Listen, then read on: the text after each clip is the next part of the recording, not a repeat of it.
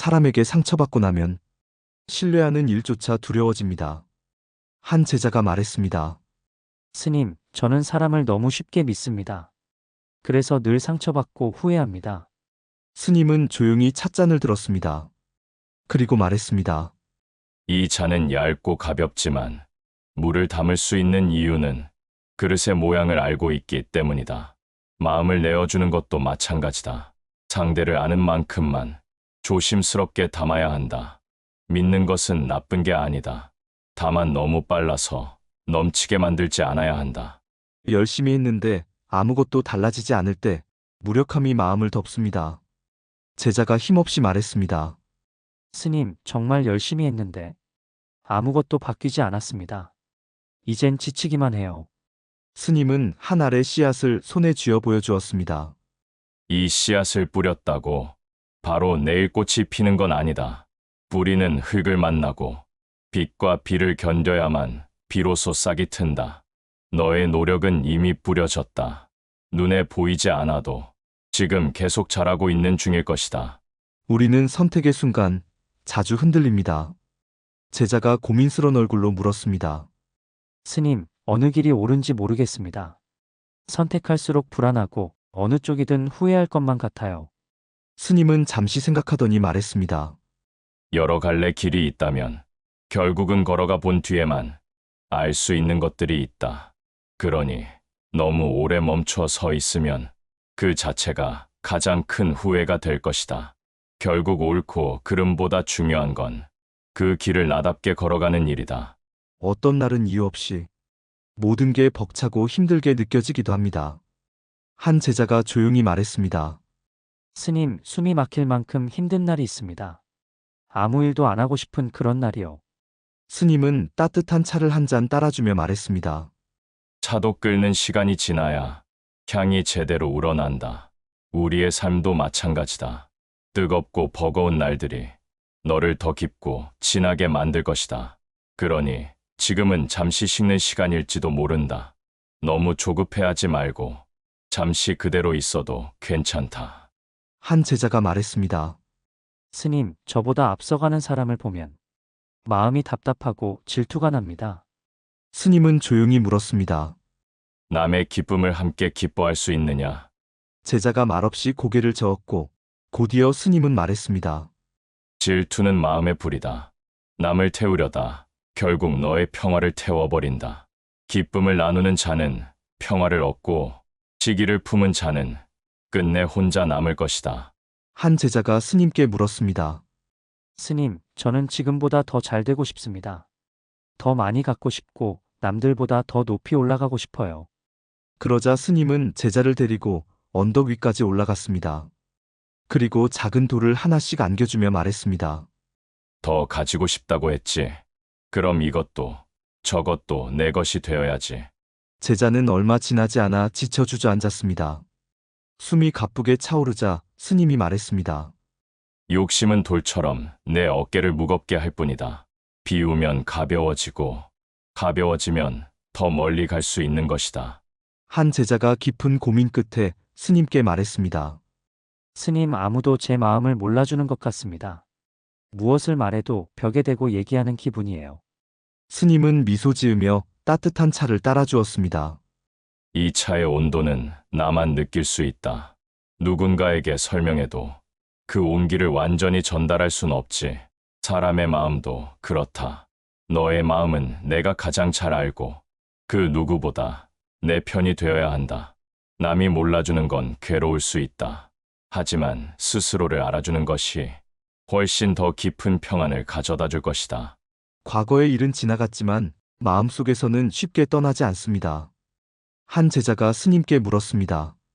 스님, 잊었다고 생각했는데 문득 그때 일이 자꾸 떠오릅니다. 스님은 조용히 탁자 위에 촛불을 바라보며 말했습니다. 불을 끄면 불빛은 사라지지만 연기는 한동안 남아있는다. 연기가 걷히는 데엔 충분한 시간이 필요하다. 과거도 그렇다. 사건은 끝났지만 그 흔적은 마음속에 남아있는 것이다. 억지로 지우려 하지 마라. 시간이 흐르면 그 기억도 연기처럼 사라질 것이다. 한 청년이 스님께 말했습니다. 저는 노력하는데도 늘 남들보다 뒤처지는 기분입니다. 비교하면 자꾸 작아지고 초라해집니다. 스님은 조용히 붓과 종이를 꺼내 들었습니다. 그리고 큰 원과 작은 원을 나란히 그려 보여주며 말했습니다. 이 둘 중 누가 옳고 누가 그른가? 청년은 한참을 고민하다 대답하지 못했고 스님은 말했습니다.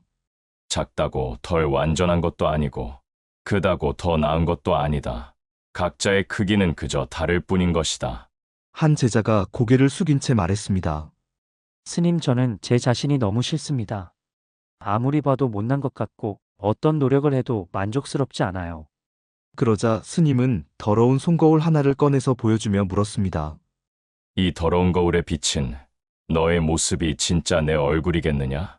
제자는 고개를 저으며 말했습니다. 아닙니다. 닦으면 원래의 깨끗한 얼굴이 보일 것입니다. 뒤이어 스님은 말했습니다. 그렇다. 지금 내 마음엔 먼지가 쌓인 것뿐이다. 스스로를 미워하는 건 그 먼지 쌓인 얼굴을 진짜라 착각하기 때문이다. 닦아내고 바라보아라. 내 안에는 언제나 너를 사랑할 이유가 있다. 제자가 조용히 스님을 보며 물었습니다. 스님은 왜 이렇게 말씀이 적으신가요? 스님은 천천히 고개를 들어 대답했습니다. 말은 흘러가는 강과도 같다. 흐르지 않아 고이면 썩고 너무 세게 흐르면 다 휩쓸고 간다. 제자는 다시 물었습니다. 그렇다면 어떻게 말하는 것이 좋은 건가요? 스님은 미소 지으며 말했습니다. 누군가의 마음에 물이 필요한 그 순간에 가장 맑은 말 한 모금이면 된다. 한 청년이 스님께 투정하듯 말했습니다. 저 사람은 아무것도 안 하는 것 같은데 잘 되기만 해요. 저는 매일 애쓰는데도 제자리 걸음이고요. 스님은 정원으로 청년을 데리고 나가 말했습니다. 이 꽃은 아침마다 피고 저 나무는 몇 년이 걸려도 피지 않는다. 하지만 그 나무는 그 자리에서 긴 시간 뿌리를 내리며 자란다. 청년은 조용해졌고 스님은 이어 말했습니다. 속도가 다르다고 가치가 다른 건 아니다. 지금 당장 피지 않더라도 내 안에서는 조금씩 자라나고 있다는 걸 잊지 마라. 한 제자가 밤늦게 스님을 찾아왔습니다. 스님, 저는 오늘 또 실수를 했습니다. 마음에도 없는 말을 하고 후회만 가득합니다. 스님은 말없이 등잔불을 껐습니다. 방 안은 어둠으로 가득 찼고 제자는 놀랐습니다. 잠시 후 스님이 말했습니다. 어둠을 몰아내려면 불을 켜야 하되 후회는 그 자체로는 사라지지 않는다. 깨달음과 자비로 대신할 때 비로소 사라지는 것이며 내가 뉘우치고 다시 마음을 다잡는 순간 그 후회는 너를 짓누르는 짐이 아니라 보다 나은 내일을 밝히는 등불이 될 것이다. 어느 날 제자가 화난 얼굴로 물었습니다. 스님, 어떤 사람을 보면 이유 없이 미워집니다. 잘못한 것도 없는데 그냥 싫습니다. 스님은 빗자루를 들고 말했습니다. 이 빗자루를 바닥에 놓고 그대로 쳐다보아라. 시간이 지나도 움직이지 않을 것이다. 제자가 고개를 갸웃하자 스님은 말했습니다. 빗자루는 스스로 움직이지 않는다. 하지만 미움은 마음속에서 계속 움직이며 너를 휘저을 것이다. 미움은 그 사람 때문이 아니라 내 안의 반응에서 비롯된 것이며 그 감정을 오롯이 바라보면 너는 더 이상 감정에 휘둘리지 않을 수 있을 것이다. 한 노승을 찾아온 제자가 말했습니다. 스님, 저는 남을 해친 적도 없고 바르게 살았습니다. 그런데도 왜 제게 이런 고통이 오는 걸까요? 스님은 조용히 돌 하나를 들어 맑은 연못에 던졌습니다. 돌은 가라앉고 물결이 잔잔하게 퍼져나갔습니다. 연못은 언제나 맑지만 돌 하나로도 흐려질 수 있다. 그러나 시간이 지나면 다시 맑아진다. 착하게 살아도 언젠가 고통은 오지만 그 고통은 오래 머물지 못한다. 내가 맑은 물이라면 다시 고요를 되찾게 될 것이다. 어느 날 한 제자가 말했습니다. 스님, 저는 모두에게 좋은 사람이 되고 싶습니다. 저를 싫어하는 사람이 생기면 견딜 수가 없어요. 스님은 나무 밑에 앉으며 조용히 말했습니다. 이 나무 그늘은 어떤 이에게는 시원하지만 또 다른 이에게는 벌레가 많다며 피하게 된다. 아무리 좋은 나무도 모든 사람을 만족시킬 순 없다. 너 역시 마찬가지다. 모두에게 잘 보이려 하면 결국 너를 잃게 된다. 진짜 좋은 사람은 남의 눈보다 자신의 마음을 지킬 줄 아는 사람이다. 노년의 제자가 스님께 조용히 물었습니다. 스님, 이제 저도 나이가 많습니다. 무언가를 시작하기엔 너무 늦지 않았을까요? 스님은 말없이 창밖의 매화를 가리켰습니다. 이 꽃은 겨울 끝자락에 피어난다. 늦게 피었지만 그 향은 봄보다 깊다. 시작이 빠를수록 좋다는 건 세속의 이야기다. 언제든 마음만 깨어 있다면 바로 이 순간이 시작하기 가장 좋은 때일 것이다. 어느 날 자식을 잃은 여인이 부처님께 울며 찾아왔습니다. 이 슬픔을 안고는 단 하루도 살아갈 수 없습니다. 부처님은 그녀를 바라보며 조용히 말했습니다. 이 마을에서 죽음을 겪지 않은 집을 찾아 겨자씨를 하나 구해오면 너의 소원을 들어주겠다. 그 여인은 온 마을을 돌아다녔습니다. 하지만 죽음을 겪지 않은 집은 단 하나도 없었습니다.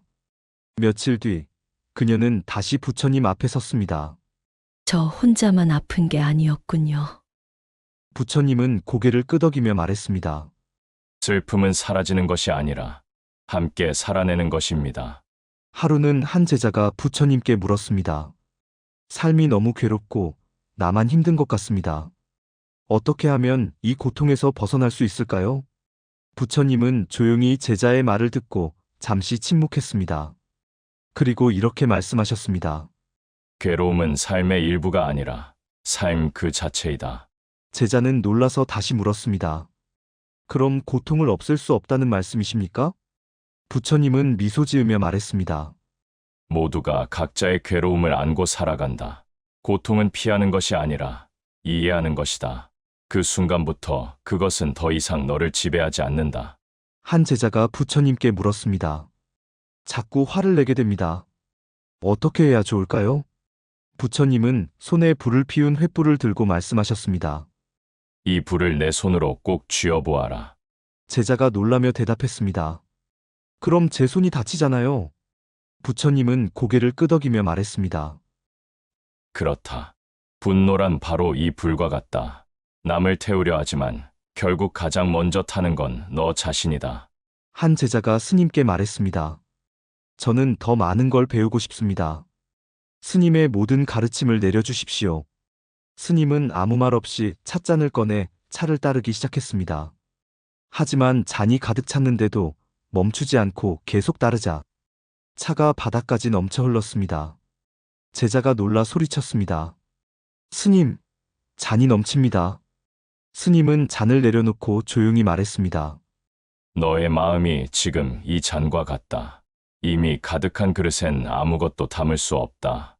내가 알고 믿는 것들을 비우지 않으면 더 이상은 담을 수 없는 것이다. 한 장수가 전쟁을 앞두고 스님께 조언을 구했습니다. 이제 저는 전쟁에 나섭니다. 저를 위협할 가장 무서운 적은 누구입니까? 스님은 말없이 장수의 눈을 바라보며 대답했습니다. 내 가장 무서운 적은 멀리 있지 않다. 장수는 당황해 물었습니다. 그럼 내부에 있다는 말씀입니까? 스님은 고개를 끄덕이며 말했습니다. 탐욕, 분노, 어리석음. 이 세 가지가 내 마음을 지배한다면 그 어떤 전쟁에서도 승리할 수가 없다. 칼과 방패가 아니라 자기 자신을 이기는 것이 진짜 전쟁이다. 한 부자가 스님을 찾아와 말했습니다. 스님, 저는 가진 것도 많고 부족한 게 없습니다. 하지만 늘 불안하고 남보다 뒤처질까 두렵습니다. 스님은 고요히 창밖을 내다보다가 말했습니다.